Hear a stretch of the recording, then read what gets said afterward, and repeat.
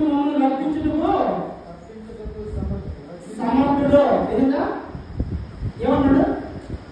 నేను సేవించుతున్న ఈ దేవుడు, మీరు ఒకవేళ రాజా అగ్నిగుండంలో వేస్తారని వేసినా సరే అగ్నిగుండం నుంచి రక్షించడానికి మా దేవుడు సమర్థుడు. చూడండి, మేము సేవించుతున్న దేవుడు మండుచున్న వేడుక గల ఈ అగ్నిగుండంలో నుండి మమ్మల్ని తప్పించి రక్షించుటకు సమర్థుడు. మరియు నీ వశంలో పడకుండా ఆయన మమ్మల్ని రక్షించును.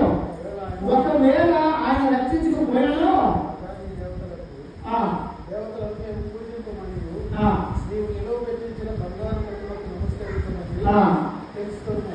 అదేనండి. అదేనా ఎందుకు ఈ మాట ఏంటంటే, ఈ లోకంలో ప్రాముఖ్యంగా మనకి చాలా పరీక్షలు వస్తాయి. ఏమవుతాయి? చాలా పరీక్షలు వస్తాయి. ఒక్కొక్కసారి మనం చేయకున్నటువంటి పనిని మనం చేయాల్సిన సందర్భం వస్తుంది. అప్పుడు మనం ఏ విధంగా వచ్చినటువంటి సమస్య ఎదుర్కోవాలి? యేసుక్రీస్తుని సజీవుడైన దేవుడు ముగ్గురు మనుషులు